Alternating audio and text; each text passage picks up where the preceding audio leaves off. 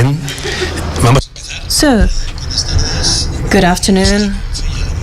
I am the editor, the publisher of Liv Strömquist in our publishing house, and I will make a brief introduction of what's going on here today. First of all, I would like to thank Fundación Telefónica for having us here today and also for organizing this type of events so wonderful.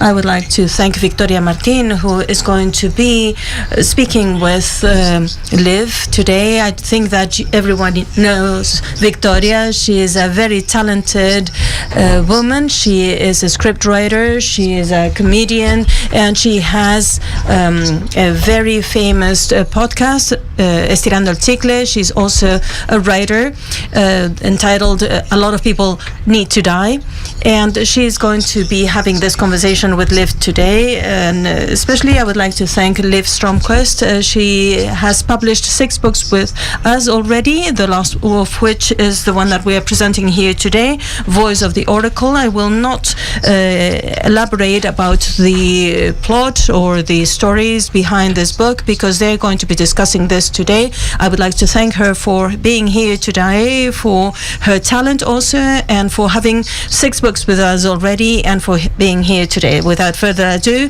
let's start this conversation today. Bueno. So, thank you very much, Liv, for being here today. Thanks to everyone who are here with us today for the introduction of this book, The Voice of the Oracle. She is going to be signing books at the end of the session. Vale, te quería preguntar porque cuando estaba leyendo esta novela, I wanted to ask you, because when I was reading your book, it caught my attention that nowadays we see this everywhere. We have in the social media these holistic coaches, these crypto bros, these people giving us advice, people who are not ready or prepared to give us any advice, and they're giving us plenty. And in every country around the world you can find a celebrity wearing sports gear, asking you to put a stone up your butt. And why do you think this is happening? I don't know. I think with social media you have the impression that you are very close to a person. I think with like the influencer of fashion, for example, it's almost the same like intimate relationship that you have with like your older sister. You can sneak into her room and watch her put on her makeup, or maybe her friends, or and it's this very like intimate relationship where you feel like you know this person, you have a trust in this person, you follow them every day, but the difference is that they tell you to buy like a diet pill or something like that. So it's like a kind of it's kind of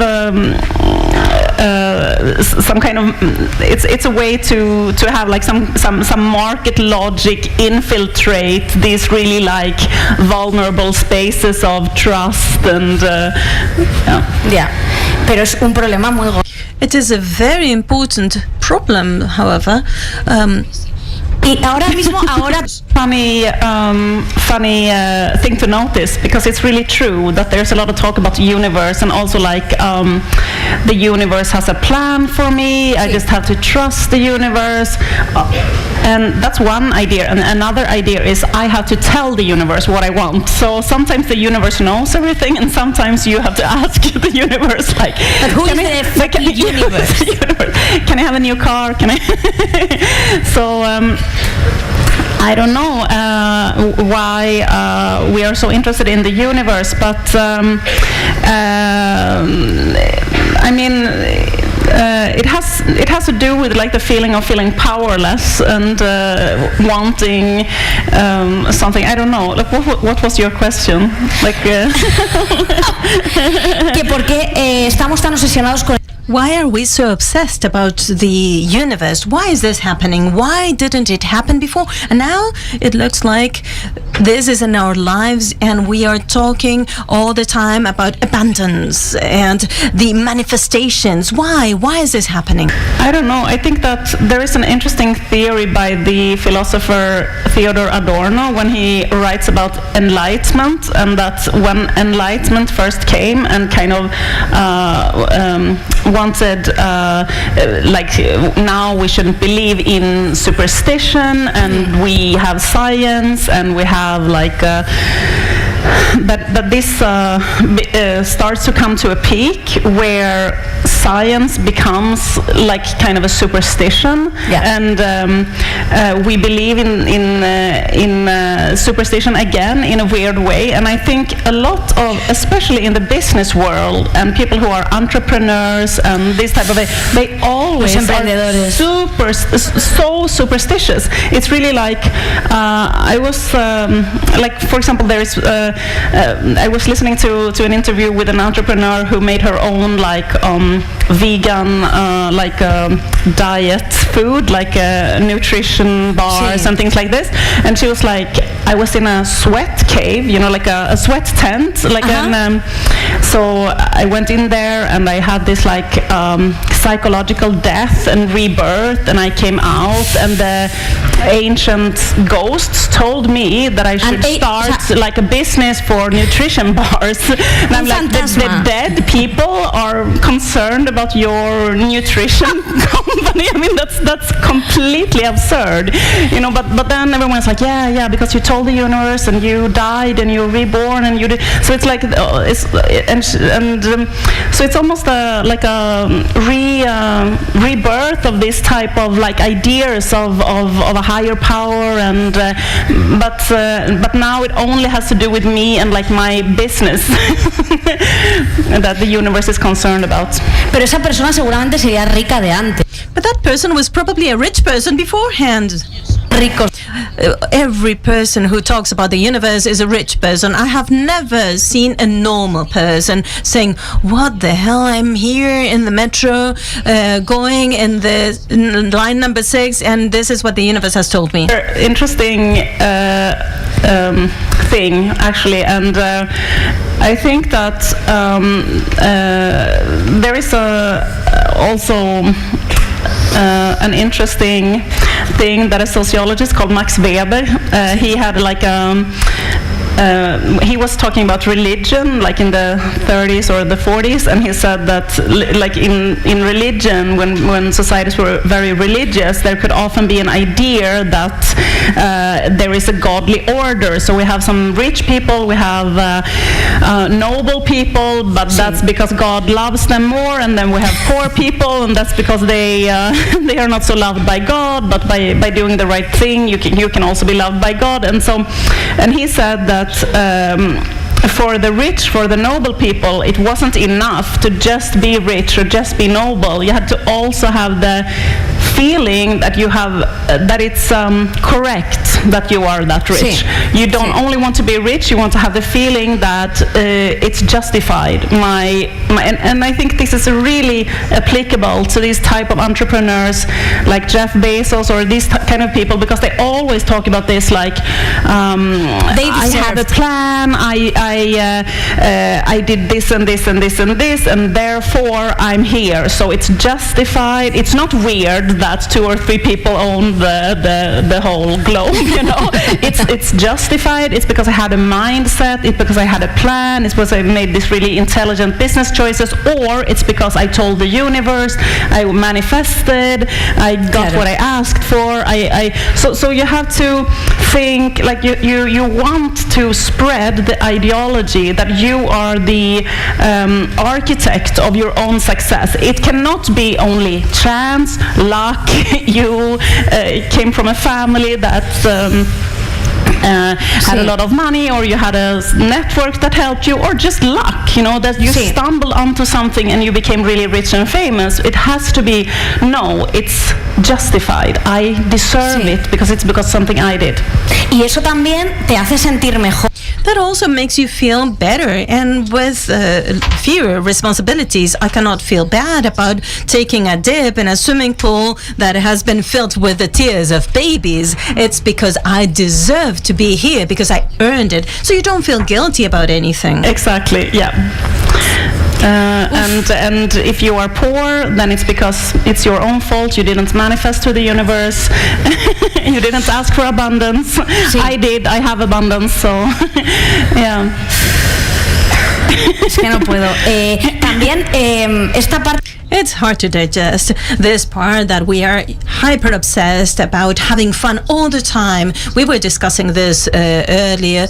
You talk about this in your book. It's all the time about having fun in order to give purpose to our lives. If you don't have enough fun, then your life is purposeless. But the fact that you are having fun needs to be completely aimed at entertainment. If you plan it, actually you're not really having fun, are you? If you feel the pressure to have a good time and be happy, then it's difficult to feel happiness, because like you can always I think that everyone can recognize, like, if you plan, like, I'm going with my boyfriend to the top of this mountain and we're going to have a really romantic moment. I'm going to feel something, but when I'm on the top of the mountain, I don't feel anything. I can't, like, I don't feel happy. I feel worried about something. I feel it's difficult to kind of plan a certain feeling to, especially this type of feeling, like feel joy or feel. I think that when you feel a lot of pressure and you try to control joy, like plan joy and control joy and have joy as a main goal, because I feel joy is often a byproduct of something else. Like joy is often like I stood up for 2 hours and now there is a chair and I can sit down. Oh, I feel joy. Like you have to do something bad and then to get the nice feeling, you know. Or it's something like when you're really passionately interested in something or curious of something and you have a really nice conversation with something, and you're in the moment and then you feel joy, but it's like a byproduct of that you're doing something other that is meaningful, or you're caring a lot about another person, or you're helping someone, you're invested in some cause, then you can feel joy, or you do something. But it's difficult to just feel joy out of nowhere, you know. También yo creo que porque como vemos en redes. Also, we see in social media all these people with this purpose, and they tell you that they're on a boat and they're having a lot of fun. They might having, I don't know, a lot of pain because of whatever reason, but you see them on this ship and they look like they're having fun. So why can't I be happy and have fun? I think that we are a bit obsessed. Why is this not happening to us? Really, I think this pressure comes a lot from always seeing people who are like more beautiful than you and have more fun than you. So always you open your phone and every day you just see people who have more fun. But at the same time, this type of fun is something that is really like controlled, and it's really like performative, and everyone knows that, like, someone has to stand and take that picture and ask you to do this and that, and in order to make it look like you're really happy. But I think joy or like when you start laughing, for example, it's often because something completely unplanned happens. Like it's something that someone says something that you absolutely didn't think they would say, so you start laughing. It's something that you can't really plan. It's often just a kind of surprise, like the unplanned event, like something. Es muy interesante. Y otra cosa que me parece muy interesante. It's very interesting, and something that I also found interesting in the book is the topic that for the universe, it's not enough for you to be a mere human being. You need to be good looking. Right now, to be ugly is it's a political statement. To be ugly nowadays is to send a message that is more powerful than saying anything, because it's forbidden. So where are the ugly people now? There are no ugly people. Yeah, it's true. It's and also to be sad or negative or have like a failure without learning anything, without writing a book about it, without having a TED talk about it, without turning your failure into a multi-million business, you know, just being a failure and just being, it's something that is really prohibited. Sí, yo lo siento un poco así. Yes, that's the way I feel. And this topic that you've dealt with in your previous book, and somehow you also deal with it in this book, which is, and let's have a dramatic pause, the zodiac signs. How could this enter our lives, and to have people that think that their boyfriend dumped them because they are of a certain zodiac sign. This is a sort of a removing responsibility from ourselves, right? The time we're living in now is really difficult to live in because it feels really unpredictable, and it's really difficult to foresee what is going to happen in the future. So you have like things are happening and you don't really know why. You have the global economy that is very much not in democratic control, not in control with the people. So like there is suddenly inflation, everything is really expensive, or your house is not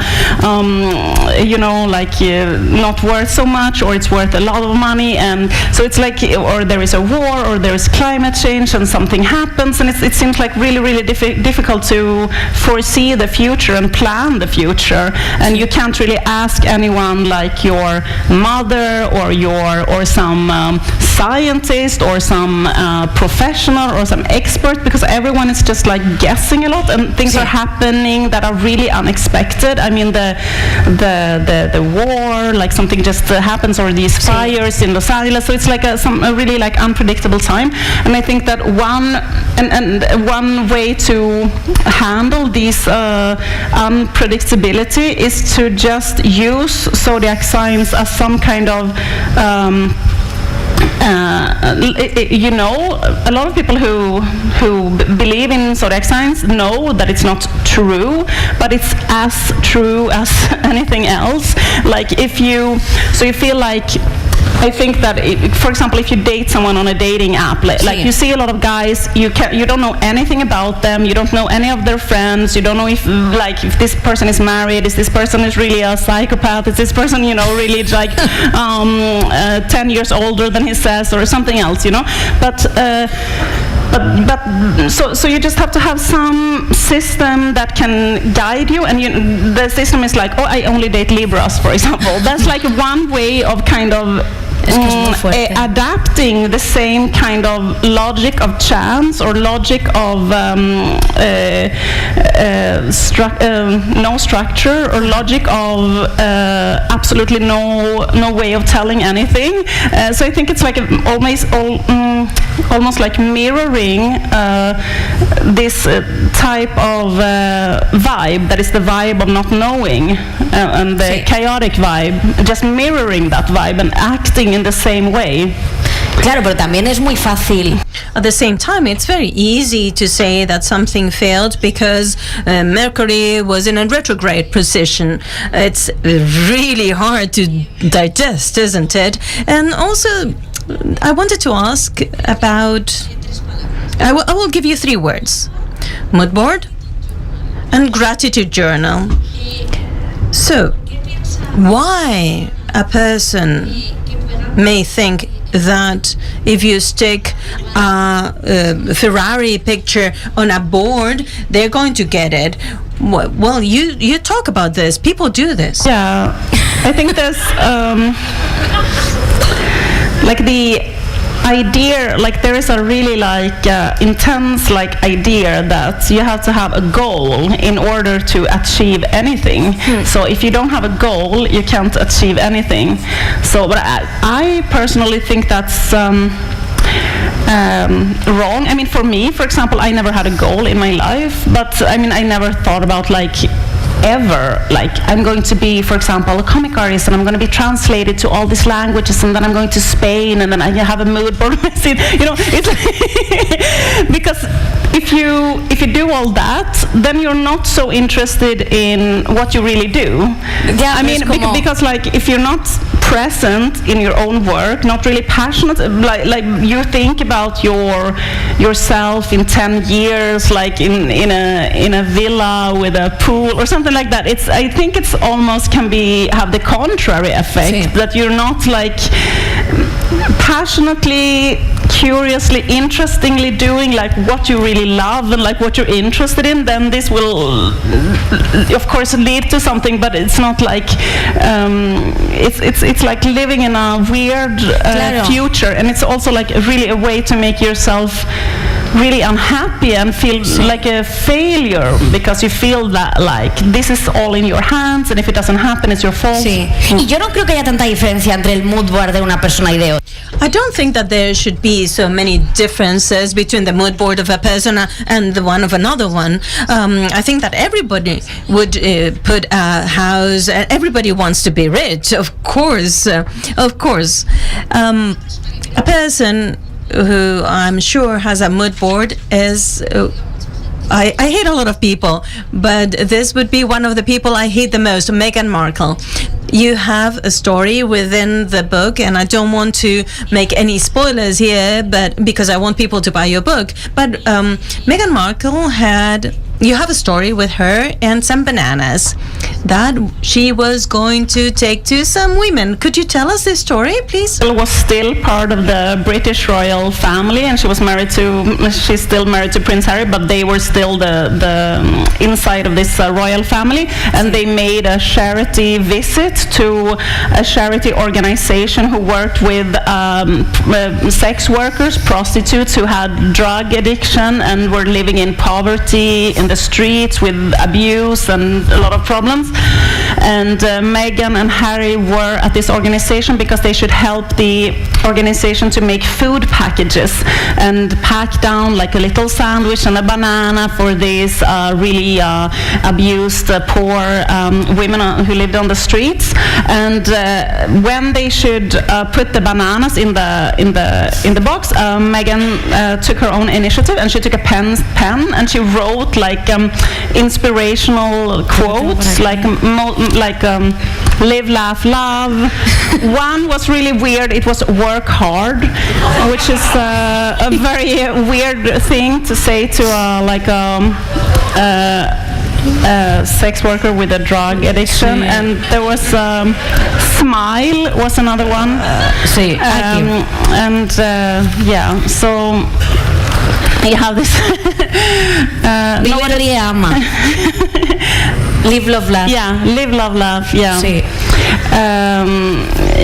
But I think this story was interesting. This story tells something about our urge to advise other people, and like she had the huge urge to give advice. I mean, she shouldn't even meet these sex workers, these women, but she wanted like you put like a note in a bottle and throw it in the sea. Like she wants to desperately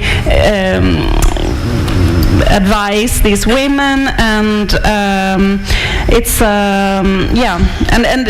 this chapter is about how advice can be destructive and kind of make you lose confidence, like when you get advice. I think everyone knows, like when you're at home and your mother comes into your apartment and gives you some advice about the curtains or how you should you feel often you can feel kind of you get less confident when you get unsolicited advice from people, and I think you can apply this also like on this mass scale where we get all this unsolicited advice from everyone and it makes us also feel like a little bit down, like it kind of makes you feel down when someone gives you a zillion unsolicited advice. Y esto además me lleva a una cosa que es súper importante. And something that is extremely important, and you discuss this in your book, is the idea that we have of success. You are not successful because you haven't worked enough, not because any other reasons. It's just according to Megan and many other voices that we can hear on a daily basis. You are not being successful because you're not working hard enough, and I am successful because I have worked hard. This is a very powerful thought. Ideology that if I am really successful, then I want to believe that it was my own work. I can't really say that, well, it was a luck and it was because my family helped me, or you know, like something like that. It's like especially I think the notion of luck is something that we don't talk about so much. Sí, es verdad. No hablamos mucho del tema de la suerte. We don't talk about luck, about fortune. You discuss this in your book, and this is something that is real, but to acknowledge it is, of course, places people in a situation where they do not want to see themselves. They don't want to find themselves in that situation. Also, I wanted to ask you about something that you discuss. This is sort of an obsession for me, and I talk about this a lot. This idea of being special. Now we are obsessed about being special because it's not enough what we used to have in the past. We used to be born and we just go to work, whatever our parents used to work, and then die. Now we need to transcend because we are the chosen ones. We are special. Where does this idea come from? I don't know. I think it's really, really interesting, and I think also like this idea that you have to be very, very special, that you have to be your authentic self, that you always have to be, that you're very vulnerable, that you have to like always be exactly yourself. Like you can't step like one step outside of yourself because you have to always be like aligned. I think that also can have a weird side effect, which is that like political organization, for example, that to make resistance against all this is difficult because you feel like I can't, even if I'm passionately interested in politics, I can't join this big party with all these people because I'm not exactly like them, and I feel like, or I can't join the union because I feel like unions is not maybe my exact thing, or I can't be represented by this other politician because it doesn't feel really like me, or so you have, you have to like always like express yourself and be really like true to myself, and so this I think also has created some sort of like political class that can be really, really interested in politics. They can be really passionate onliners. They can like debate things. They can be proponents of various strifes, but it all has to do with me, like showing other people who I am. It doesn't have to do with like real political organization where you just have to be like one among a lot of people. It's not so important who you are. You're not so special. You just like join together in a boring meeting with some boring common people, and then you have to like join the majority, because the way to win politically is to be a majority, you know. So you have to like join in with everyone, you know, and just like be one person in a group where you're not really manifesting your own uniqueness. So I think that's something that is also working against like left-wing politics, actually. The idea that I always have to be special. I think it's but I don't know why. You asked why. What do you think? No sé. La verdad es que. Well, don't know. I agree with what you say. We have been put into a sort of a box. We don't think that we are ourselves in the box, but we're all in these boxes. And you might think that, of yourself that you're special, but at the end of the day, you're just labeling yourself like you're vegan, you're whatever. And this is something that also happens with plastic surgery. And I have to confess that I am planning to have some plastic surgery on myself, but not now. In in the future. And then we tend to believe that we are special, but at the end of the day, we're all asking for the same plastic surgery on our faces and to look the same. So are we special, but we all look the same? Because I think like true eccentricity is almost extinct, you know, because you don't really see, and you also see, I think, less of like subcultures or different types of it's some where everyone, like you said, have the same dreams, like the same ideas of a good life, to be rich, to have this, and to have the same face and have the same style, and it's becoming, in a weird way, it's a double movement, even though everyone is telling all the time to be your authentic, very unique self and very special, but then at the same time it's becoming really, really like the same. It's interesting. Sí, y esto que hablas de la cirugía estética que me encanta, que es como si de verdad.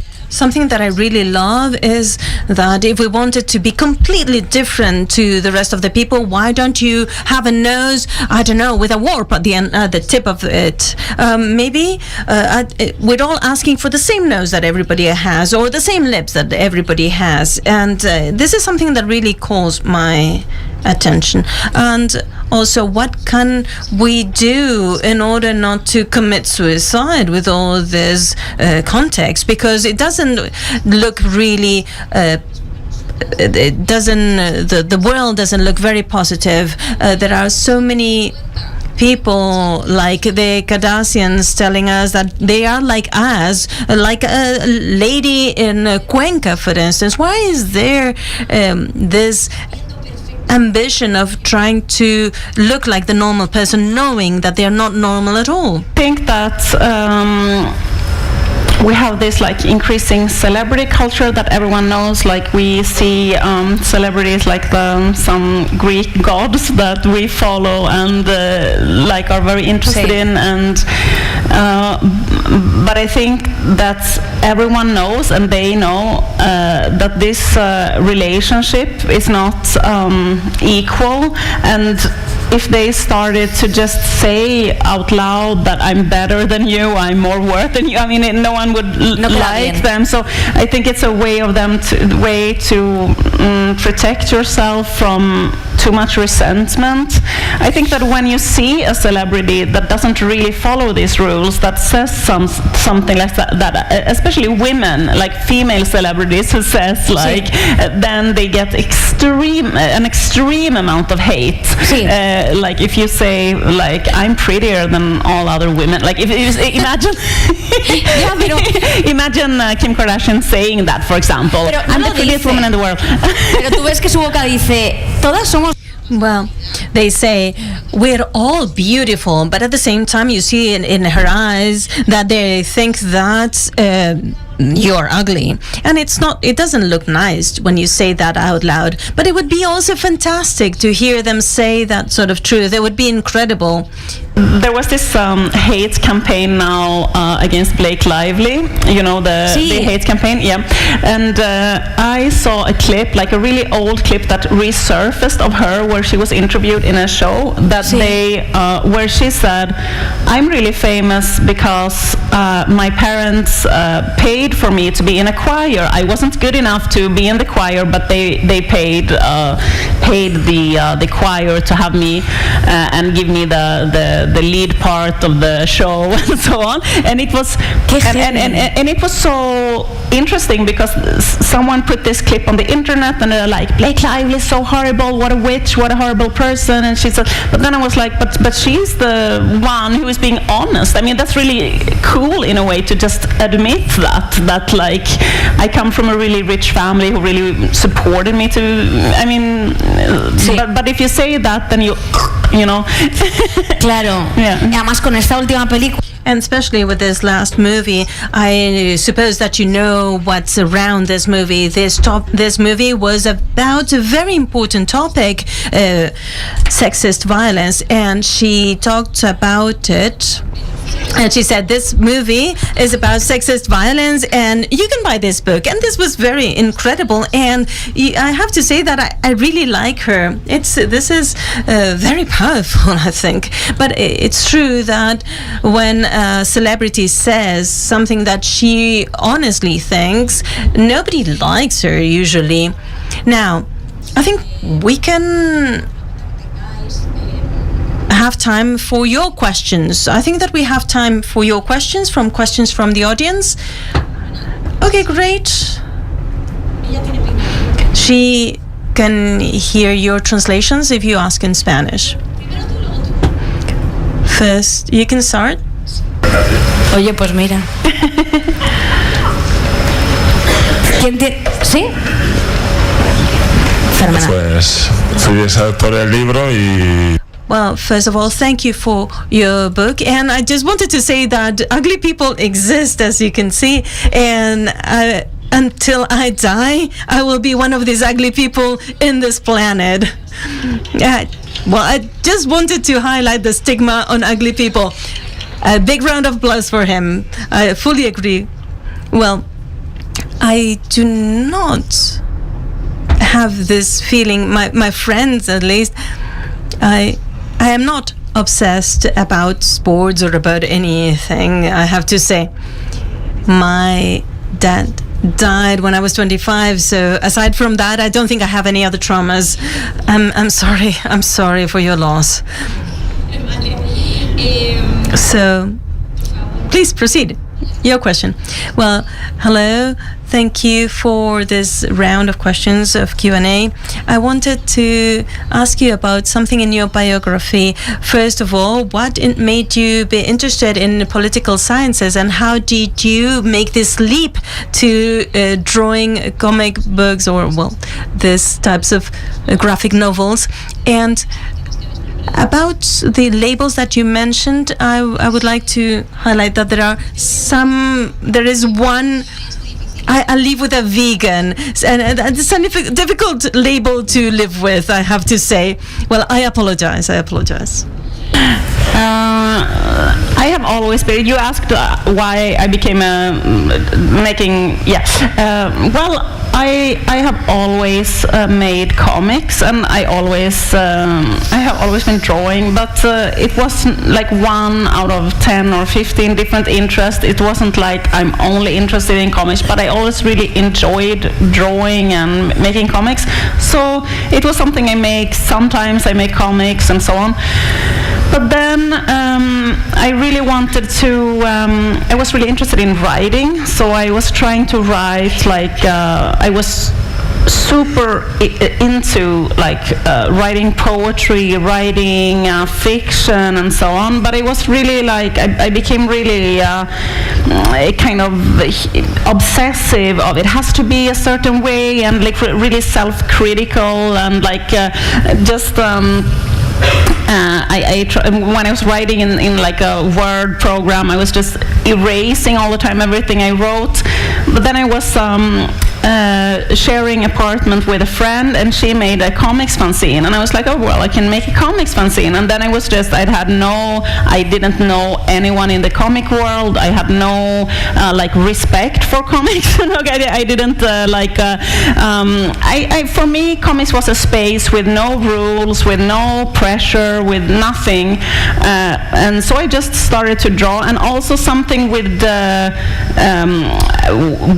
craft of comics is that if you make one page, then the page still exists. So I just put this page here, and then I make another page and I put it here, and then after a while I just made like my first book like this, just with being in a flow, a lot of having fun, just writing exactly what would make my friend laugh, like not having any kind of so that's how so comics became for me like a really liberated space, and it's not high culture, so it's not something that so I just felt like it was something like really playful, and so since then I just kept this creative flow that really comes to me through comics. I mean, sometimes I think like, okay, but maybe I'm going to write a book with just text, but then it just becomes a comic, like everything just becomes comics. So yeah.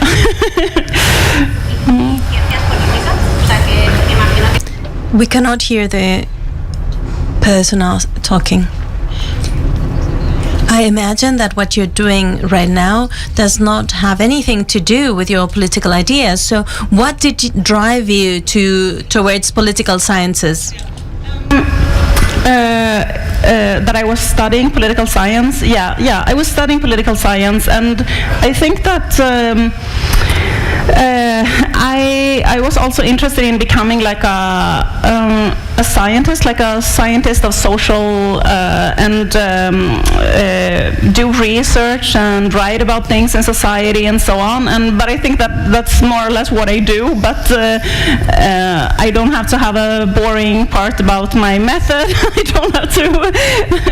I can just make a stupid joke, and so I think I kind of managed to just do the fun part of researching and not having to do all the boring things. So yeah, but I really love the political science and sociology, and sometimes I study, like for example now I'm going to start another course of sociology, so like sometimes I go to the university. I was studying history of ideas, for example, like last year, so I go sometimes to the university and study a little bit. Yeah. ¿Alguna pregunta más? Any other questions from the audience?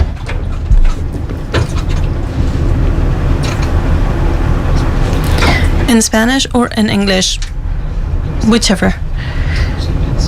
Because you have very obscure or very old references.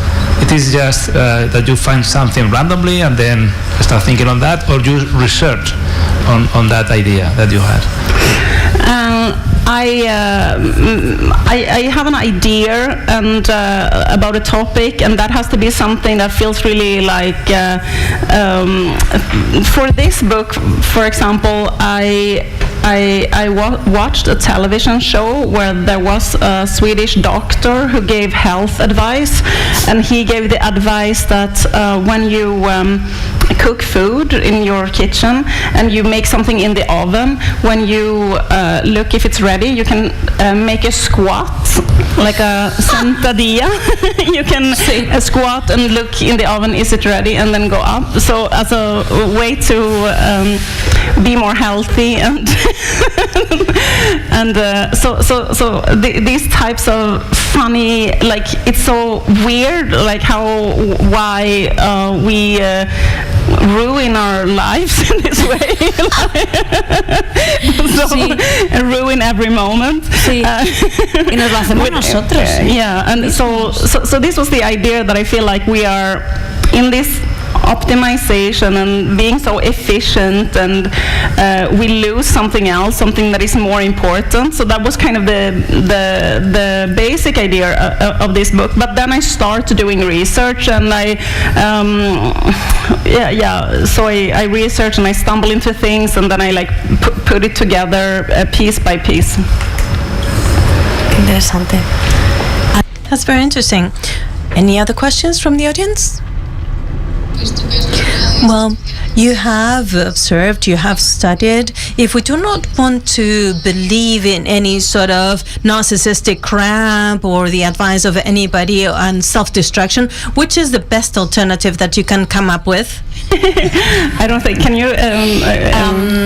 If you don't want to believe in all this narcissist crap, what we can do to survive of this society? Well, I think it's I think try to like organize politically in a union, for example, or like in a neighborhood organization, or like in a political party, or try to make like structural changes in society, because it's true. I think that all this comes from people feeling extreme pressure, stress. That's why you want to do all these things. Like I feel haunted, stressed, worried, but the answer that these people are giving you is like, okay, you can try and meditate, you can try and wake up 1 hour earlier in the morning, but like no mental coach gives the advice, for example, maybe we should have better housing, or maybe we should have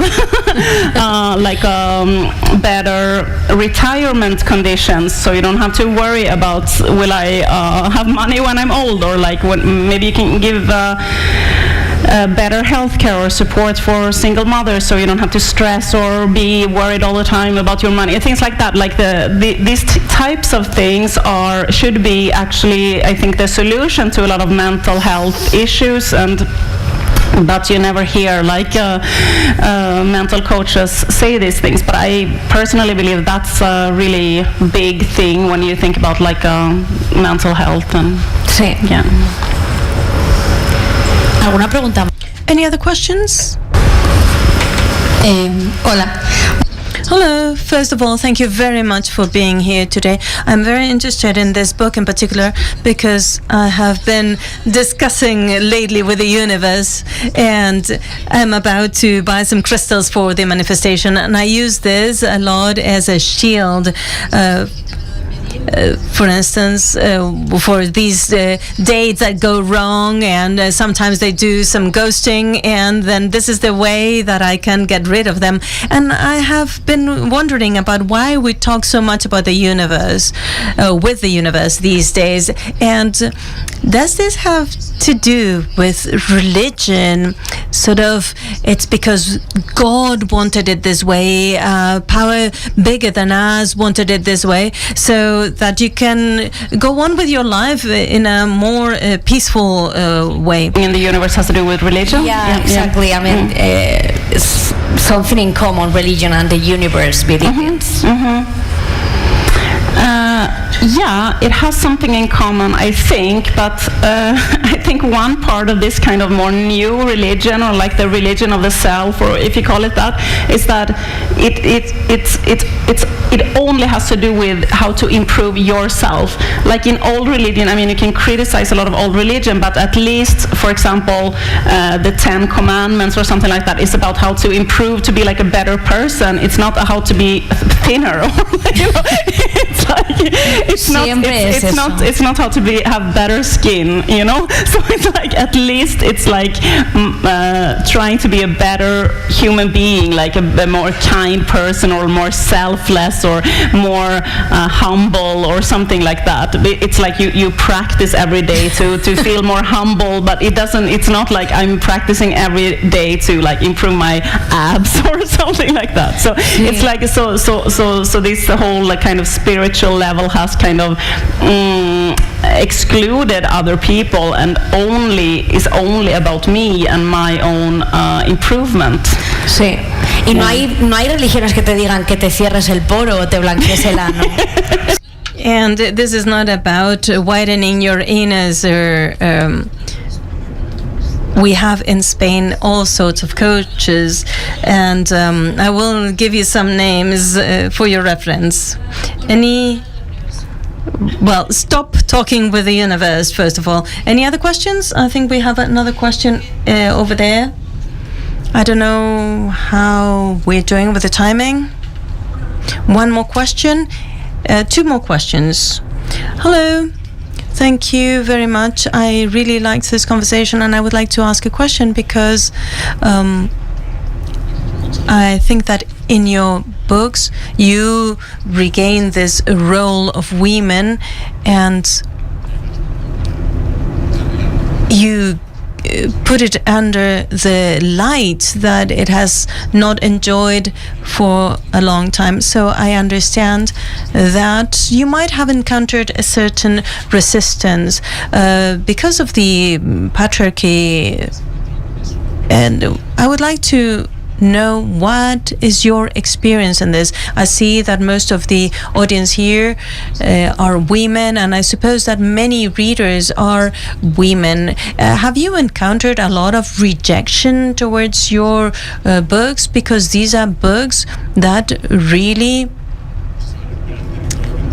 try to regain this territory that was not there anymore. Like hate or resistance, you had to face because of feminist comics. Yeah, I think a little bit, but I think it's worse for feminists who are like being vocal on television, or being vocal in this really like mainstream media, because if you at least have to like go to an alternative bookshop and pick up the comic and read it from all these pages. It demands more than just looking at the television and getting furious because you see someone there when you're zapping. So I don't think that I have been target to so much hate that I think other like female journalists and so on have been, but there has been some events. I mean, I did a book that is called El Fruto Prohibido here in Spain, and it has the topic of menstruation, for example, and I made drawings of women with blood stains from menstruation, and I had an exhibition in the subway, and that caused a lot of anger for the people who were on the subway, and a lot of they were throwing paint on these drawings and attacking these drawings all the time, and there is this right-wing conservative populist party in Sweden who had like a campaign against this type of art and wanted to prohibit this type of art, and they even launch they have majority in one small area, and they made like a law against provocative public art like this, and so that is one thing that happened because of like feminist art. So that's one. Qué heavy. Yeah. Ellos siempre hablan como que son They talk about their being so strong, and then they're offended by things like the period. In Spain we have seen this. I'll tell you a story about Spain. There was another question, I think.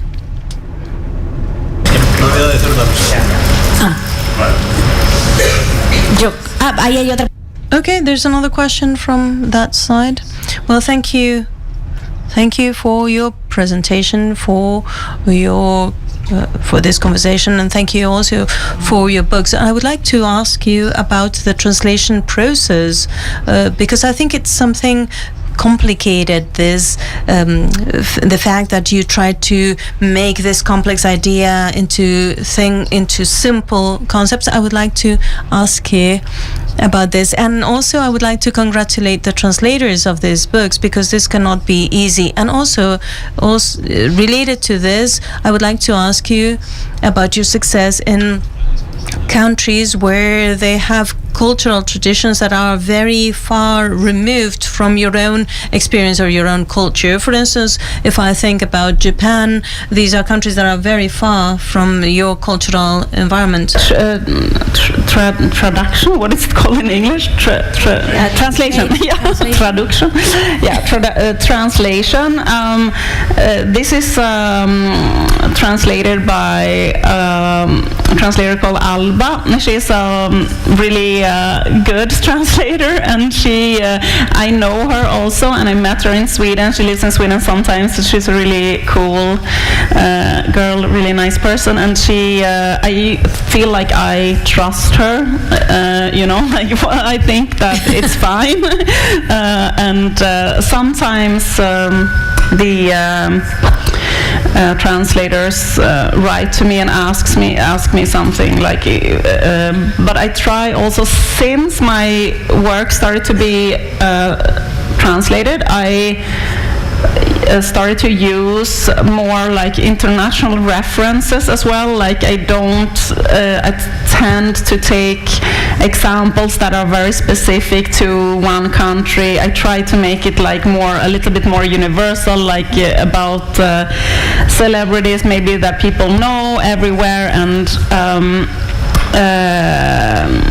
I think the translators have like a group chat also where they help each other with finding the texts in different books, because I think it's a law. I don't know in every country, but like if you use, for example, something from Adorno, then you have to use the translation that is made by the official edition of this book. So you have to find this book and this edition. It can sometimes be very difficult because it can be like some philosophical book and it's edited differently in different countries, and maybe they have an anthology, or maybe, you know, so they have to do a lot of work to just find all these references. Yeah, so that was about the translation. And the other question was about... Yeah, the difference that you find in the different countries. I think that my comics have been translated to a lot of languages, like more than 20 languages. But where they have most success, my comics are in France and Germany and Spain, we have to say, and then Brazil, so it's like certain countries where they are successful, and other countries they publish them, but maybe they concern a smaller group of people, or it doesn't really find its audience, and so on. But for me, I think my and I don't know why. I mean, it can be sometimes just luck or chance, or like it finds its readers and it starts to spread, or it's relevant for that country. I think in France I had a lot of success in France. I think it's because they just started talking about, for example, feminist issues, and then some of my books came, and it came like in a time where people were kind of ready to discuss this, yeah, but in some countries they are completely like uninterested. They have been released in Japan, but I don't know really what happened. But it sold some copies, but yeah, it's difficult to say why, and yeah. No sé si, ¿ya? Are we done?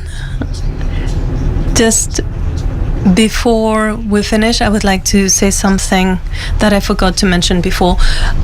After this conversation, I would like everyone to have a big round of applause, but Liv will be signing books.